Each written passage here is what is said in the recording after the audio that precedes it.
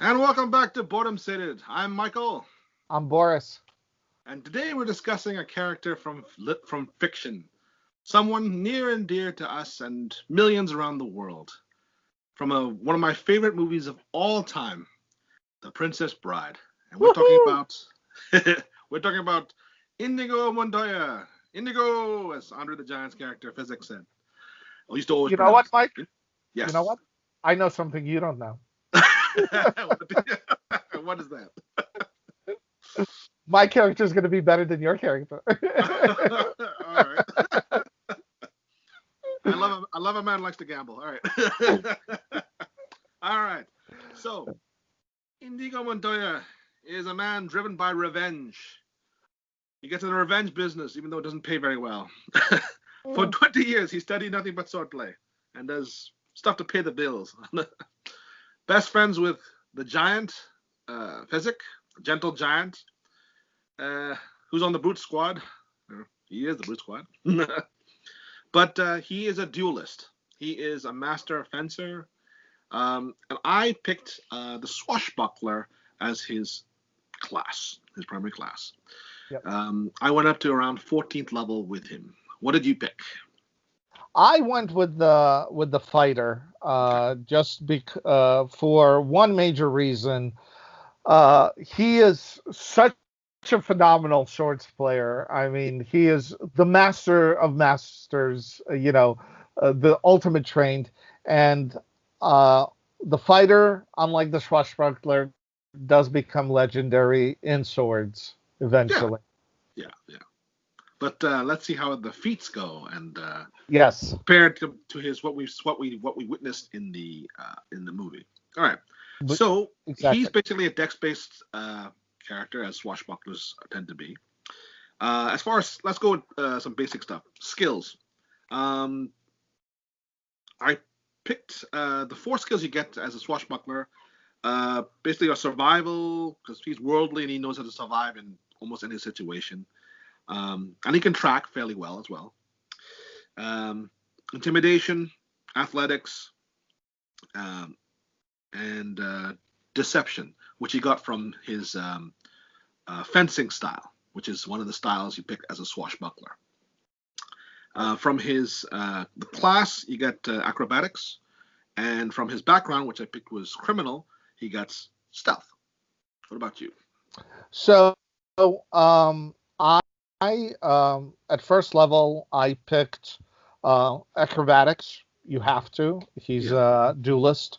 Athletics, definitely. Deception for the feints.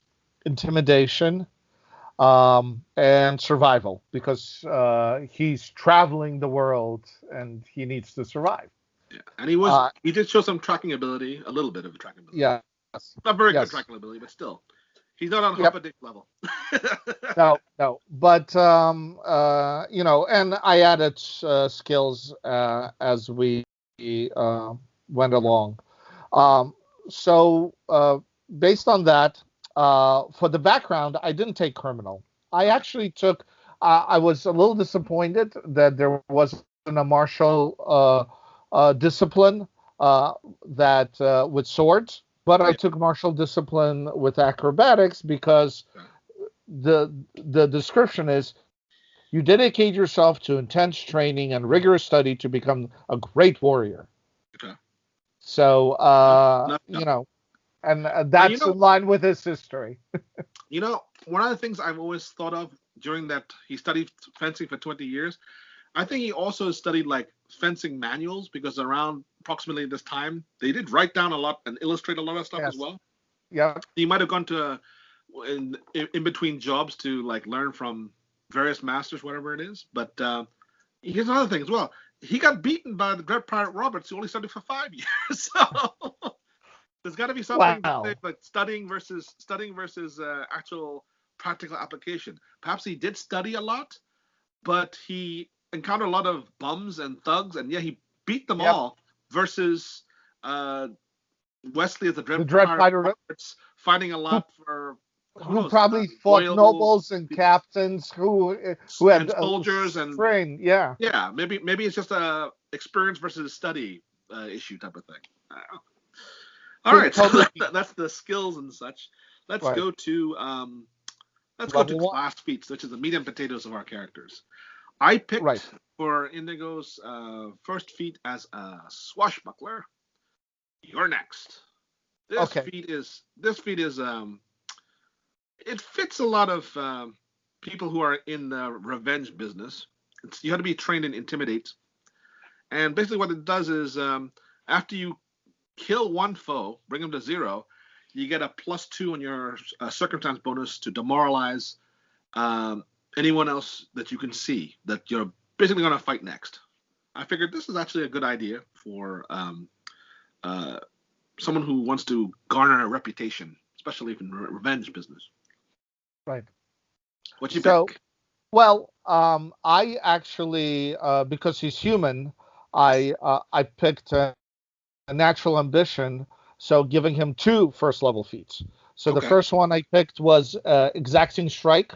Okay. You make a controlled attack, fully accounting for your momentum. Make a strike. The strike gains the following failure effect. The attack does not count towards your multiple attack penalties. So if you Yeah, that's miss all. on your first, yeah, if you Yes. miss on your first attack, you don't get the minus. And the other first level feat that I took was staggering strike. You have one-handed free, and your target is within reach of your hand. You're combined an attack with a quick grappling move to throw an enemy off balance. As long as it stays in your reach, make a strike while keeping one hand free. If the strike hits, the target is flat-footed until the start of your next turn. Yeah. The So you'll get a +2 to yeah, all your subsequent attacks. yeah. I didn't bother. I mean, uh, my with the swashbuckler style, the fencer, I get that Yeah, every time I do a finish anyway. So it doesn't. yeah, Every time if I do an exemplar, my exemplar finishes, the foe is flat-footed until your next turn. So it doesn't. I didn't need it. You know what I'm saying? right. It's already Yep. built in.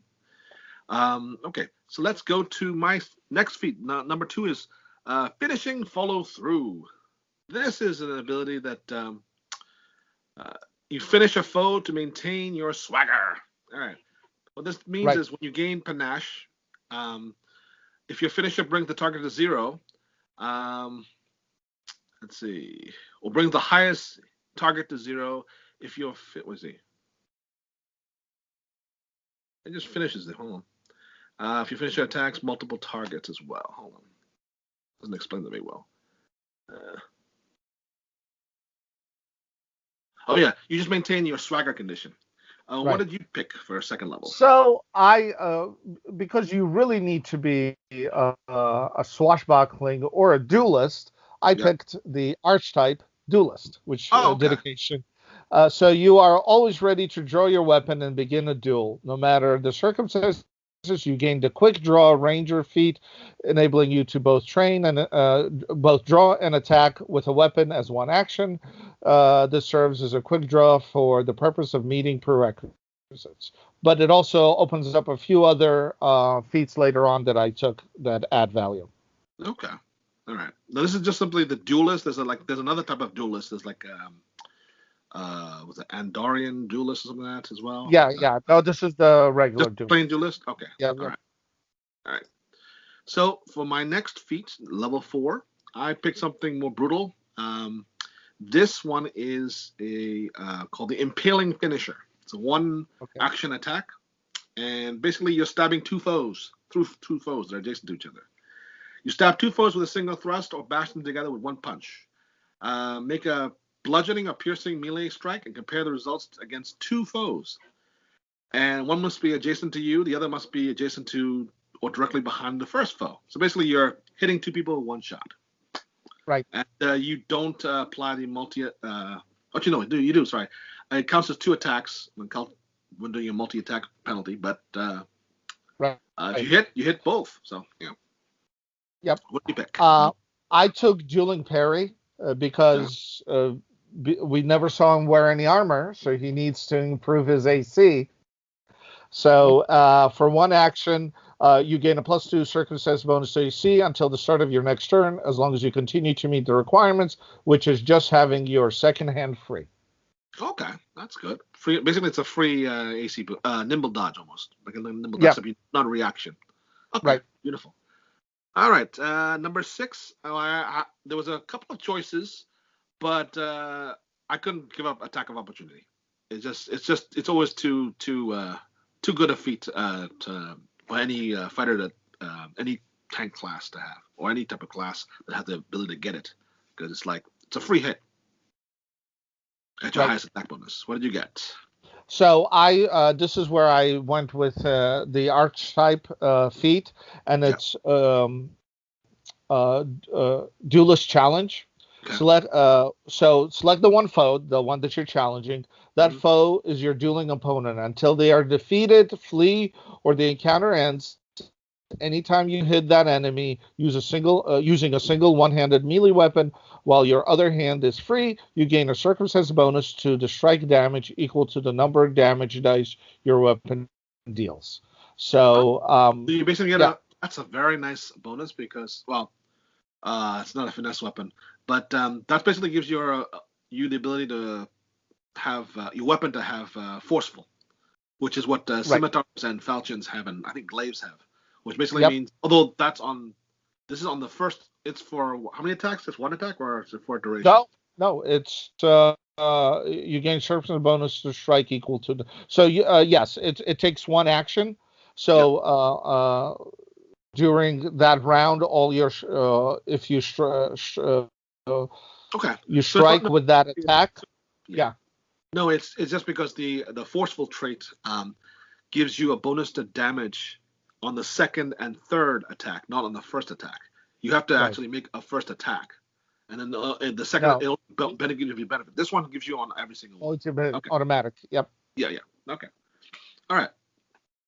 So that's level six. Level eight, I picked dual finisher. This is one of the finishers. It splits your. It says you split your attacks. So basically, what happens here is you make two melee strikes. Uh, you have to wield two weapons, two melee weapons, one in each hand. Now, occasionally you get the chance to. I know you didn't really see him use it, but still, you might be able to get a weapon in his hand. He has a style, different style, and you fight against two. You attack against two different foes, and you take only a -2 penalty, and you can, and as long as the second. Oh no, sorry. Let me reread that. If the second strike is made with a non-agile weapon, you get a -2 penalty. So you don't actually get a penalty. It's one Right. action to get two hits against two different people. That's beautiful. Nice.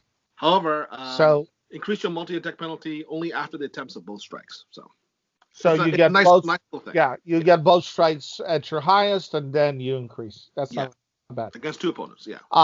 Yes, I took dueling repose Okay. because I'm anticipating to be dueling Jonathan with all his fumbles. Okay. A creature within your reach critically fails to strike against you. Uh, Okay. your Make a melee strike against or attempt to disarm the triggered creature. That Is it? means every round I should be getting an extra attack on Jonathan. Is a reaction? As yeah, Oh. it's a reaction. That's just mean. Unfortunately, it's true. Yeah. All right. That's horrible. All right. So if someone critically fails to hit you, you get a chance to disarm him for free. In other words, Or strike him back. You or can strike him choose to back. Whichever. disarm or strike him back. Yeah. Okay. So if you disarm, you don't get any damage done. You're just simply disarmed, right? Right. Right. Oh, beautiful. All right. Number 10 for me, as I love finishers, targeting finisher. This is level 10. This one, you choose a particular part of the body and inflict some sort of condition on it. If you hit the arm, they get enfeeble 2. On a critical hit, they get the enfeeble 1 for an entire minute. Let's see. For the head, you get the target is stupefied 2. On a critical hit, it's stupefied 1 for a minute. So Yep. it lasts longer. Usually these conditions only last until the end of your next turn. But if you get a critical, they also get a lesser version of it for an entire minute. Right. And the legs, they take a -10 penalty to speed. On a critical, they take a -5 penalty to speed for a minute. I figure that's a nice uh, versatility of that particular finisher. Right. What about you? What did you get for level 10? For level 10, I took Agile Grace, which if your weapon is agile, which most fencing weapons are, or an unarmed attack, becomes -3 for your second attack and -6 rather than the -4. So it improves your chance to hit with your second and third attacks. Okay, all right. So my 12th level feat is Cheat Death, which is a reaction. When you hit 0, you don't die. You become doomed. You get 1 hit point, and you become doomed. You gain the doomed 1 condition, but you've cheated death, which means another round to try and save your ass or put your opponents. What did you pick at level 12? I picked Dueling Dance. So you are wielding only a single one-handed melee weapon and have your other hand free. Using your free hand as pivot and balance, you both attack and defend with your weapon. While you are in this stance, you constantly have the benefit of dueling parry. So I don't have to use an action now. I just have +2 to my AC. Okay, very nice. That's very as long as I'm within. Yep. Especially when most of the time you're generally not. Well, actually, hold on. Yeah, you're not going to be generally the style doesn't allow you to be wielding a shield in your hand to. So you get now you get the ability pretty much. Okay, very nice. Yep. All right, number 14. I picked Perfect Finish. All these wonderful finishers I like. So what Perfect Finisher, sorry. And what this does is you focus your panache into an impeccable assault. And it's a one action attack. You make a strike, rolling the attack roll twice and using the better results. I.e., you're permanently, well, as long as you're using the finisher, permanently you have advantage. Or you have true strike in this edition, pretty much. So I took Dueling Repose, improved Dueling Repose. You can so what it is at the start of each of your turns you gain an additional reaction that you can use only to make the Dueling Repose. So in other words, if he critical fails twice in the same thing, I get to hit him twice. Even better. Really, you have really been maxing against a particular person. Oh, that's so bad. That's so bad. Funny though, but there you go. So yeah, against somebody who fumbles a lot of yes, you're gonna have a field day. They're gonna be spending their time trying to pick up a weapon again. Oh yeah, since you're a fighter class, you do get attack of opportunity automatically, right? Like a level. So yeah, you just pick up your weapon. Ding. Yeah. Ding. Nope. Oh, stop rolling those ones. It's too easy. Now, since we came to the end, I just want to add one interesting point. So, because we are talking about The Princess Bride, I always, it was very interesting in that one scene where he tastes the poison and says it's icon powder that has no smell or taste. Okay. And I always thought, it's a cute little gimmick within the thing, but what I have to say is, Pazio, trying to follow that, did add a feat which says Inquisitor Taste. When your perception is at master level, I have to. It's. Where's this from? Is this a feat? Yeah, it's a skill feat. It's it's based upon. That's what I'm looking up. I had it set up, and then I accidentally hit the wrong button, and it disappeared. But it's it's a 7th level feat. Okay. Um, um, I'm just trying to find it. Mm, Wherever the greatest and one it temple speak, consult the spirits. no, and it gives you the ability to you pretty much can taste uh, things that are normally not sensible, and you have a bonus to taste poisons or any of those things. So I really think shows their drive towards allowing you to pop culture references. That is funny. I can't find it. There's nothing in seventh. Yeah, it's There's a no, there's stuff. no, there's no skill. I don't think there's any skill feats for perception at all. Everyone's got it, No, and there's no. yeah, that's what I'm trying to find. I Maybe hold for on. crafting, I would think, or survival. Uh, Survival. uh, Most. Let's see uh, survival, because survival is all about tracking. That would make sense, I think. it might be survival. Can you look at all 7th level feats? Um, I've looked. I've gone through them. I'm just. Hold on. No. We can do it another. We can do it another day, another time. But I Hold on. understand. I I understand how. think yeah. I think I got it. Well, maybe under General. I think it could be under general. general. Okay, Yep. so you can taste the untastable. All right. Yes. Yes. All right. Yep. Well, that's the power of the system. Yes. All right. So that is our take on the wonderful character of Inigo Montoya, master of vengeance and soon to be the next Dread Pirate Roberts. Right. And And if you agree, disagree, you enjoy our bills, want to try them out on your own in the whichever one you want in your next game, feel free and hit a like or subscribe. Hit the notification button to see when our next video is, and we'll see you next time for Boredom Sated. My name is Michael, Boris, thank you. and we'll see you next time.